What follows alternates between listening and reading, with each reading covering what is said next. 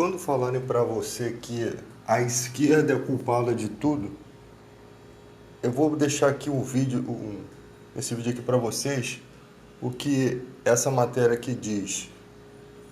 De acordo com o levantamento exclusivo da revista Congresso em Foco, dos 5 partidos com maior número de congressistas sob suspeito, 2 são de direita, PP com 35 parlamentares e PR com 19. Um é de esquerda, que é o PT, com 32, e 2 são de centro, PMDB, também com 32, e PSDB com 26. Então a ordem decrescente dessa sopa de letrinha fica assim: PP em primeiro lugar, que é a direita, né? Seguida do segundo lugar, que é PMDB e PT, que estão empatados. Então esse papo de falar, os esquerdistas, eu não tenho nada a ver com isso aqui, eu votei no Ciro. Mas eles têm mania de falar, não, os esquerdistas são responsáveis pela destruição do país.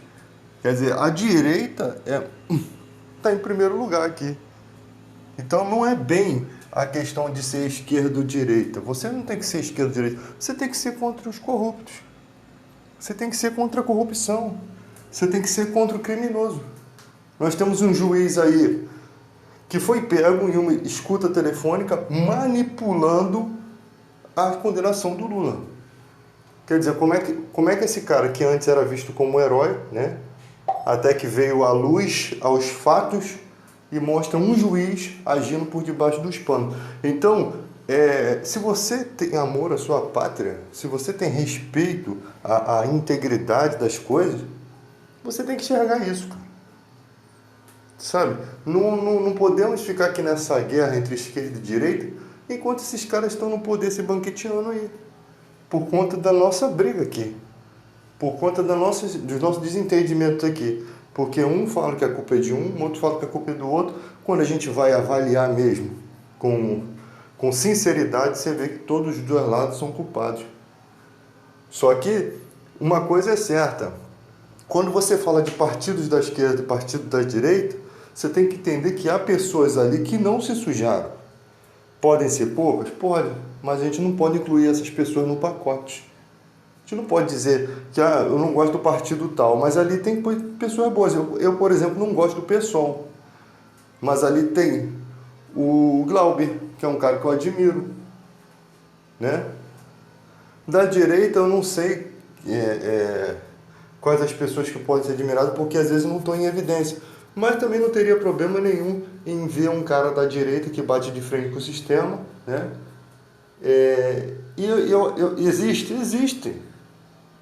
Existem. Mas a gente tem que ver se o cara segue uma ideologia, assim como da esquerda, se o cara segue uma ideologia, né? Como no PDT, a Tabata. Pô, a Tabata era uma pessoa que a gente admirava. Poderia ser até candidata a vice-presidente.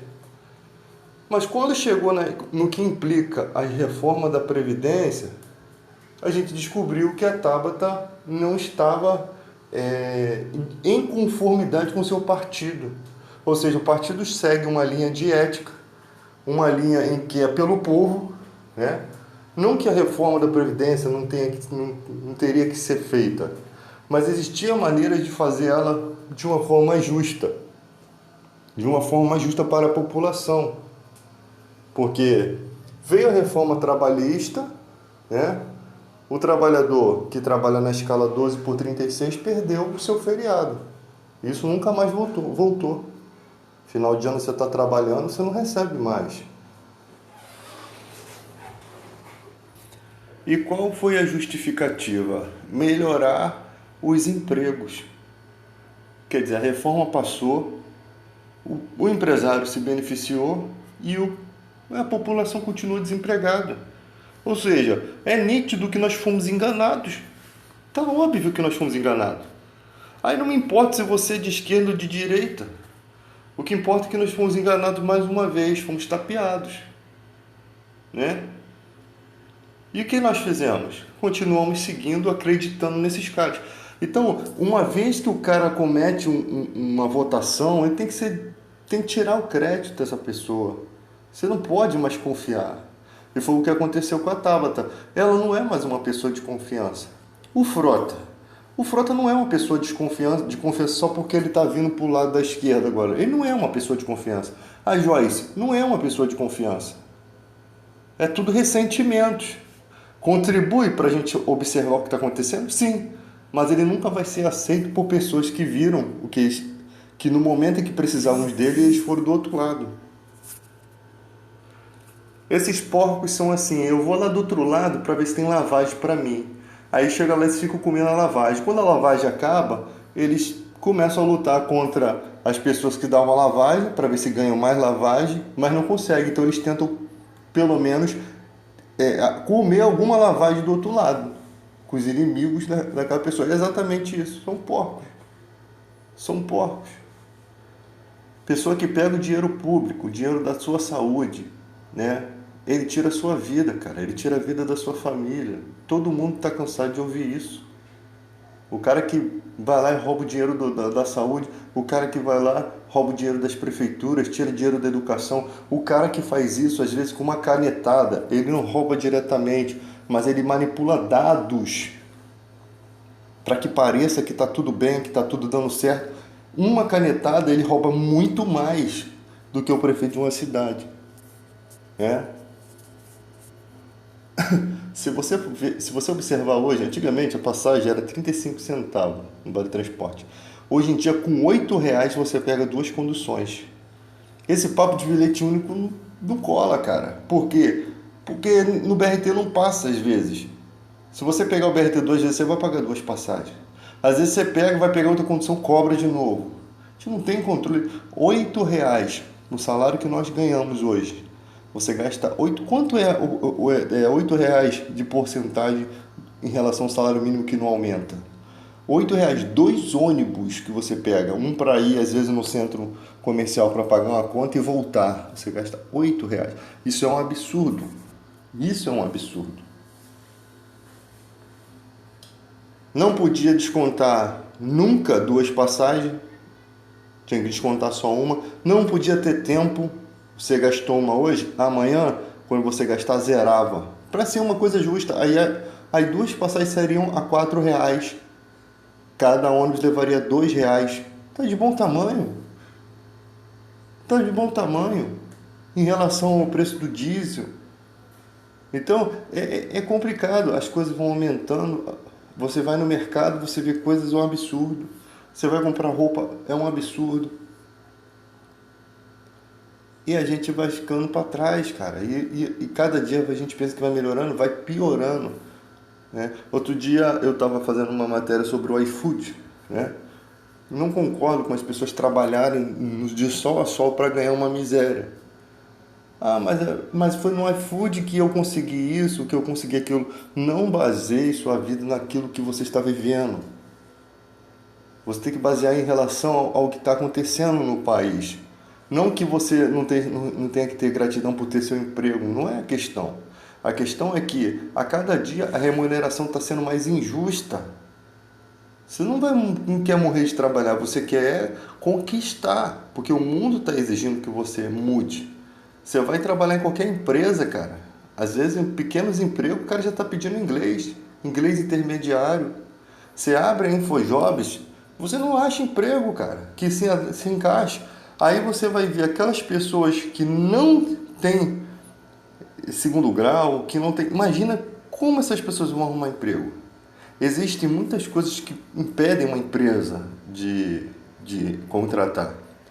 No tempo de crise, não é nem a aparência. Sabe o que impede da pessoa contratar? O seu estudo. Porque ela sabe que com o salário que ela está oferecendo, ela consegue achar um cara que tenha inglês, que tenha conhecimentos, tenha exigências que às vezes a empresa nem vai usar, mas eles estão colhendo os bons. E você, ainda que seja bom, você não é bom o suficiente para trabalhar num emprego que não ganha tanto assim. Vocês sabem do que eu estou falando. Aí, quando acaba essa massa, né? O cara que tem um currículo muito grande também, ele às vezes não consegue entrar numa pequena empresa porque não acreditam que esse cara vai ficar por muito tempo, também impede do cara arrumar emprego em uma área inferior, né? Eu fico só imaginando o que seria do Brasil se o Uber não tivesse liberado. Parece que o Uber foi uma coisa feita, programada já para isso. Porque se não tivesse Uber, a gente ia ter uma guerra civil aqui. Imagina quantas pessoas desempregadas estão trabalhando no Uber. Imagina quantas pessoas desempregadas estão trabalhando no iFood. Se não existisse isso daí. Não que eu queira que seja dessa forma. Porque o cara que trabalha no Uber, ele tinha que ter mais direitos. O cara usa o carro dele, o cara usa a gasolina dele, o cara usa o tempo dele. A empresa só o aplicativo, filho. Só o aplicativo. Ele poderia estar ganhando muito mais ali. Pelo risco de vida que o cara corre por tudo. Poderia ter sistemas de proteção melhores para o motorista. Mas aí só ganhando, só ganhando, só ganhando, só ganhando. E aí a pessoa, para fazer um bom dinheiro, tem que trabalhar 12 horas. Tem, sabe? Ela tem que ganhar, trabalhar. Daqui a pouco vai piorar. Daqui a pouco a galera começa a pensar em dinheiro do Uber e aí acaba não valendo a pena mais trabalhar. Muita gente acha que não vale mais a pena. Começou de um jeito e termina de outro. Não mantém o padrão. Porque aumenta a quantidade de pessoas que quer trabalhar, com certeza eles veem o lucro, sabe? Então, cara, é complicado demais esse país. É muito complicado. Para você que está empregado, tem 20 anos de firma, você não consegue às vezes sentir, e você não precisa também sentir para entender o que está errado. Mas tem muita gente desempregada, cara. Estar desempregado é você chegar em casa e você não ter dinheiro para comprar ração nem do teu cachorro, porque você não tem nem o que comer e nem dá de comer para seus filhos. Então é uma tristeza terrível. Você não consegue alimentar sua família, você se sente um inútil, você não tem comida para dar para o cachorro, cara, que também é sua família. Você não tem dinheiro para nada, você não tem dinheiro para pegar uma condução para arrumar um trabalho. Você tem que pedir emprestado. Porque o que você tinha foi o dinheiro que você comprou o pão. E aí essas pessoas vão passando, vão vendo as outras empregadas. Você imagina final de ano, enquanto você está feliz aí, o cara está pensando, pô, mais um ano que eu vou ter que enfrentar. Será que eu vou conseguir emprego esse ano? Meu Natal foi uma droga, meu Ano Novo foi uma droga, mas enquanto um chora, o outro ri, né? Como disse Tim Maia. Um nasce para sofrer enquanto o outro ri. Porque a desumanidade é terrível. E às vezes a família convida o cara porque sabe que o cara está numa situação difícil. E isso também pode ser humilhante, né? Que às vezes a gente vai fazer o bem, mas a pessoa se sente humilhada. Pior quando a família tem condições de ajudar e não se unem. Não pensa assim, poxa, fulano de tal está passando dificuldade. No mundo que nós vivemos hoje, é assim, o problema é dele. Ah, ele fez a escolha dele. Ah, quando ele estava com dinheiro, ele não pensou nisso. Não pensou naquelas pessoas, elas só veem o resultado que elas querem. Elas só procuram o resultado na mente delas do que elas estão pensando que é. Mas elas não sabem a realidade, os conflitos que estão naquela mente. Não sabem os desejos suicidas, os desejos de fazer uma besteira que às vezes está na mente daquela pessoa. E a família às vezes pode neutralizar isso se tiver um pouco mais de amor. Mas não, fica cada um preocupado com o seu umbigo. Cada um está preocupado com a sua vida. Cada um tem seus problemas. Não consegue entender que aquela pessoa está com um problema muito maior, que os seus problemas são tão inferiores. O problema dela é comida, é botar comida na mesa. E aí cadê aquele tio que ama o seu sobrinho? Cadê aquele avô que ama o seu neto? Cadê aquele irmão que ama o seu irmão, a sua irmã, que às vezes tem a condição melhor, ou às vezes não tem uma condição melhor, mas que consegue colaborar. Porque o Natal que nós estamos vivendo é um Natal hipócrita. O Ano Novo que nós estamos vivendo não é de desejo de felicidade nenhuma. É muito fácil você botar uma figurinha no Facebook e deseja a vocês um bom ano. Deseja a vocês um bom Natal. Eu estou cansado dessa hipocrisia. Na verdade, quer mais que você se exploda. Sempre é um ditado muito certo. As pessoas querem te ver bem, mas não tão bem quanto elas. Isso é um ditado muito certo. Só vê que você passou na prova aí, agora você é um sargento da aeronáutica, é um bombeiro, é um marinheiro. As pessoas a inveja já entra no coração. Pô, tô ficando para trás. cara avançou. Aí vai lá, te desejo muito sucesso. Muitas vezes essa palavra não está carregada de verdade. Não está carregada de alegria. Às vezes pode ser que esteja, mas muitas vezes não está carregada de felicidade pelos outros. Porque muitas vezes a pessoa quer te ver bem, mas não melhor do que elas. É terrível, cara. É terrível. A que ponto o ser humano chega? A que ponto o ser humano chega? Então essa discussão que nós temos, às vezes a pessoa fala assim, você vai ficar falando de política. É necessário. É necessário nessa época. A gente tem uma ferramenta para poder tomar uma posição.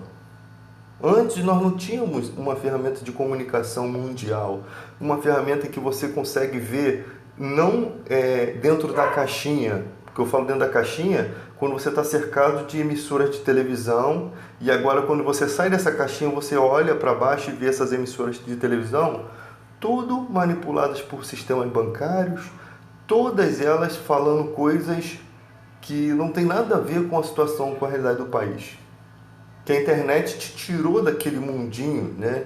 Aquela terra de Nárnia, aquele mundo de Pequeno Príncipe que vivia pendurado em um planeta e fez você enxergar que a mídia é manipulada, que o sistema está comprado, e agora a gente tem que sair, agora a gente tem que consertar isso aqui, porque aqui fora também tem muitas opiniões distorcidas, tem muitas distrações, tem terraplanismo, tem outras coisas que as pessoas ficam discutindo, tem religião. Os caras discutir se a Terra é plana ou redonda, eu estou um pouco me lixando para que a Terra seja plana ou redonda. Qual é a chance de você entrar num foguete e ver e comprovar isso? Não tem chance. O cara que nasce pobre vai virar astronauta, só 1 em 1 milhão. Uma chance em 1 milhão. Então eu estou um pouco me lixando se a Terra é plana ou redonda, que o pessoal fica perdendo tempo. Fica perdendo tempo com isso, cara.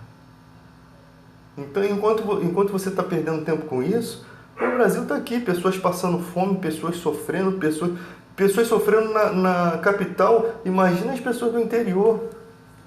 Né? Porque quando na capital liberam o Bolsa Família, no interior estão roubando o Bolsa Família. Cara, é um absurdo.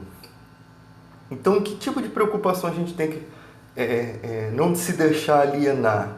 Não existe essa bosta de esquerda, direita, centro. O que existe é o quê? Políticos honestos e políticos corruptos. E políticos burros também. Porque tu pega o cara que é da Ku Klux Klan, porque o que está acontecendo é isso. Pega o cara da Ku Klux Klan e o cara da Ku Klux Klan vai ser o advogado do Nelson Mandela. No Brasil é o que está acontecendo.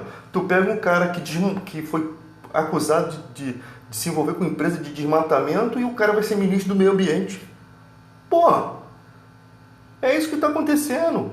Botou o cara da Ku Klux Klan para proteger o negro. Vai dar ruim. É exatamente isso. Não tem onde tirar nem pôr isso aqui, cara. É exatamente como eu disse. Infelizmente, as pessoas não conseguem enxergar isso, cara. Então vamos avaliar os políticos, cara. O que esse cara está fazendo de errado? Isso vai além do que você acha. Isso é a verdade. Vamos ver os dois lados. O lado preto e o lado branco. Vamos ver os dois lados. Bota aqui o cara aqui. O que esse cara já fez de errado? Com quem esse cara está conectado? Meu irmão, tem parte podre. Não é de confiança. Quem não é fiel no pouco, não é fiel no muito. Eu sempre falo o que a Bíblia diz. Árvore ruim não dá bons frutos. Nem árvore boa dá maus frutos. Por isso que eu acho que o político que uma vez foi corrupto, ele nunca mais tinha que estar na política. Mas não, estou pagando meu crime. Eu doei cesta básica, eu fiz trabalho comunitário. Você explode o seu trabalho comunitário. Você tem que estar preso. Você tinha que estar atrás das grades. Que quando você mexe naquele dinheiro ali, você mata pessoas no hospital. Você mata pessoas de fome. Porque o cara tocar no dinheiro público, ele não mexe sozinho, cara. Não é como você chegar e furtar uma coisa.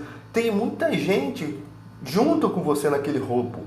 Tem muita gente botando a mão junto contigo. E aí quando a polícia pega, é um tal de nego fugido. Eles são tão traíras que eles vão filmando o outro para que, se caso der ruim, eles tenham uma maneira de se proteger. e querer a delação premiada. Eles são tão sujos e traíram que eles traem eles mesmos. O cara já tem uma filmagem aqui, né? É uma frase que melhor mostra isso aqui. É essa aqui, ó. Um político divide os seres humanos em duas classes: instrumentos e inimigos. É exatamente isso. Os que são seus instrumentos são pessoas que são aliadas, não são amigos. São pessoas que ela usa para conseguir o que elas querem, né? Então são instrumentos. E são esses que eles se propõem a se zelar para que amanhã depois, se eles se tornarem inimigos, adversários, eles não eram amigos mesmo, eles eram apenas instrumentos. Então você tem que ter aqui a sua resguarda, filmagem, delações. É assim que o Brasil está vivendo, de delações. O Brasil está vivendo de traições. Se não tivesse delação, cara, ia acabar essa palhaçada. Não tem delação, não quero saber o que você tem para falar, não. O bandido falar não tem problema, não. Você vai ser pego para pagar o preço, né? Vai ser pego para Judas. Você vai ficar na cadeia, apodrecendo, para servir de exemplo. Para servir de exemplo. O próximo que botar a mão não tem delação, não tem nada. Botou a mão, não quero saber se tem filmagem. Ah, não, aqui com a delação a gente vai pegar mais pessoas. Não, pega os que tem e vai botando na cadeia. Porque vai um delatando o outro, daqui a pouco tá todo mundo solto. O que acontece no Brasil é isso. Bota ele ali, esse aqui vai pagar o preço. Miserável, vai pagar até pelo que não fez. Vai pagar o preço ali. E aí acaba essa palhaçada, né? Ah, vou delatar para me ter condições de vida. Tá bom, então bota 100 anos de cadeia. Aí você delatando, você só paga 99 anos. Tem que ser mais ou menos assim, né? Então, cara, é uma trairagem dos infernos.